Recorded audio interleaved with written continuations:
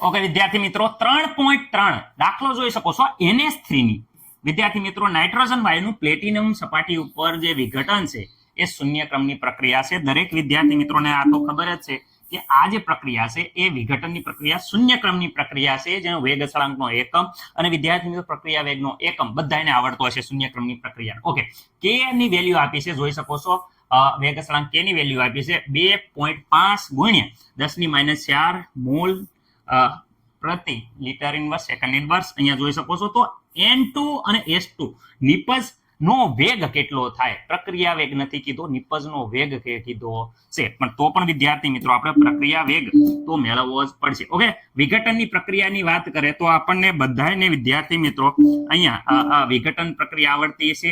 NH3 okay gives વિદ્યાર્થી મિત્રો nitrogen વાયુ બને અને અહીંયા વિદ્યાર્થી મિત્રો હાઇડ્રોજન વાયુ બને.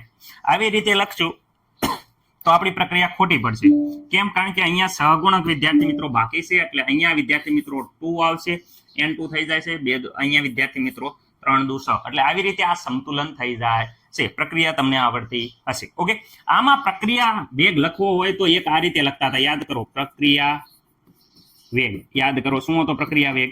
પ્રક્રિયા વેગ જ્યારે પ્રક્રિયક હોય ત્યારે વિદ્યાર્થી મિત્રો આપણે માઇનસ લખતા, નિપજ હોય ત્યારે વિદ્યાર્થી મિત્રો આ પ્લસ લખતા હતા.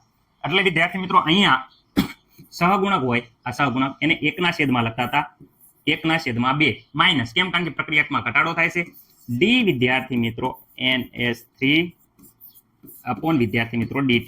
આ બધાને ખબર છે. ઓકે સર, બીજી વાત કરે અહીંયા આના સંદર્ભમાં તો વિદ્યાર્થી મિત્રો અહીંયા પ્લસ આવશે, કારણ કે નિપજ છે. ડી N2 અપોન વિદ્યાર્થી મિત્રો dt.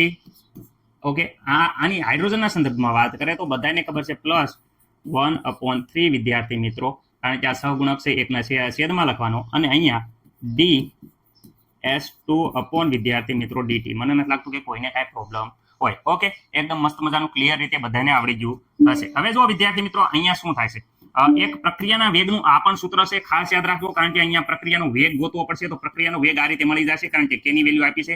પ્રક્રિયા વેગ બરાબર વિદ્યાર્થી મિત્રો k ઇન્ટુ માત્ર પ્રક્રિયા કોણ છે, NH3 નો પ્રક્રિયા ક્રમ. પણ NH3 નો પ્રક્રિયા ક્રમ તો વિદ્યાર્થી મિત્રો શૂન્ય ક્રમની પ્રક્રિયા છે, તો અહીંયા k માત્ર પ્રક્રિયકની NH3 ની અહીંયા શૂન્ય ઘાત આવશે. તો વિદ્યાર્થી મિત્રો શૂન્ય ઘાત આવે તો માત્ર k વધે છે. અહીંયા શું વધે છે? k બરાબર શું થઈ ગયો? પ્રક્રિયા વેગ બરાબર k થઈ ગયો, કારણ કે અહીંયા તો કોઈ પણની શૂન્ય ઘાત એટલે 1 આવશે. રેડી? તો વિદ્યાર્થી મિત્રો અહીંયા ચલો હાલો 1 લખી દઉં છું. ઓકે, તો એનો મતલબ કે અહીંયા માત્ર ને માત્ર k ની વેલ્યુ એટલે k ની વેલ્યુ અહીંયા આપી છે, તો અહીંયા પ્રક્રિયા વેગ બરાબર k ની વેલ્યુ 2.5 ગુણ્યા 10⁻⁴.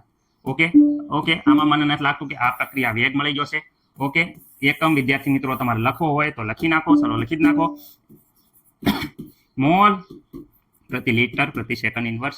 શૂન્ય ક્રમની પ્રક્રિયા છે. અહીંયા કેનો વેલ્યુ એકમ આપ્યો છે અને એનો H0 છે. આમાં મને નથી લાગતું કોઈને પ્રોબ્લેમ હોય. હવે પણ અહીંયા કીધું છે કે N2 અને S2 ના સંદર્ભમાં નિપજનો વેગ કેટલો થાય, તો આપણે પહેલા જો આ N2 છે એના બરાબર પ્રક્રિયા વેગ છે, જો બધા આ બરાબર જ છે, આને તે બરાબર જ છે, અને અહીંયા તે વિદ્યાર્થી મિત્રો બરાબર જ છે. તો પહેલા N2 ના સંદર્ભમાં પ્રક્રિયા વેગ જોઈએ. તો અહીંયા વિદ્યાર્થી મિત્રો પ્રક્રિયા વેગ N2 એટલે કે ભાઈ N2 છે એને નિપજનો વેગ કેટલો થાય, તો પ્રક્રિયા વેગ બરાબર તો અહીંયા આપ્યું છે, જોઈ શકો છો, પ્લસ ડી N2 અપોન વિદ્યાર્થી મિત્રો dt.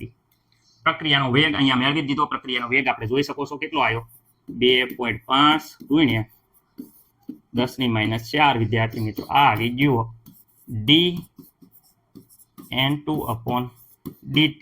એનો મતલબ કે આ છે N2 નિપજ બનવાનો વેગ.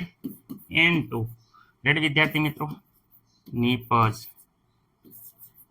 બનવાનો વિદ્યાર્થી મિત્રો વેગ. ઓકે, મને નથી લાગતું કે આ પહેલો જવાબ તમારો મળી ગયો છે, કઈ પ્રોબ્લેમ હોય. ઓકે, પહેલો જવાબ અહીંયા આવી ગયો છે. ઓકે, એકમ વિદ્યાર્થી મિત્રો વ્યવસ્થિત રીતે જે એઝ ઇટ ઇઝ લખવાનો છે.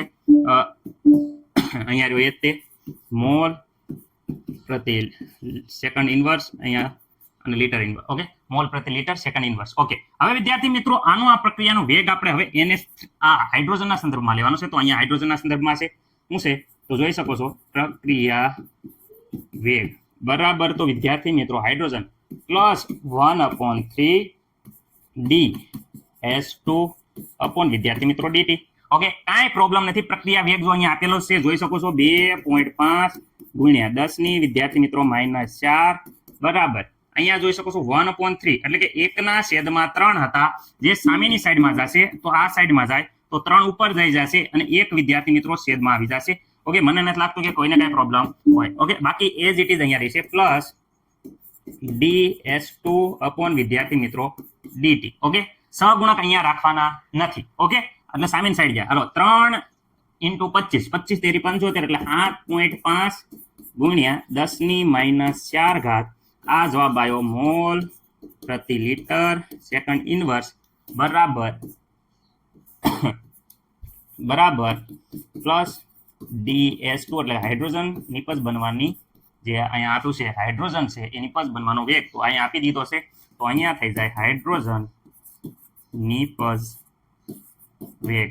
ઓકે, હાઇડ્રોજનની નિપજ બનવાનો જે વેગ છે એનો જવાબ તમારે આવી ગયો છે. ઓકે, તો આ જવાબ નંબર તમારે 1 છે અને અહીંયા જવાબ નંબર 2 છે. મને નથી લાગતું કે કોઈને કાંઈ પ્રોબ્લેમ હોય. રેડી? આને કહેવાય છે N2 બનવા માટેનો વેગ અને અહીંયા આને કહેવાય છે હાઇડ્રોજન. સહગુણક ન હોય એટલે વિદ્યાર્થી મિત્રો એ નિપજ બનવાનો વેગ થઈ જાય છે.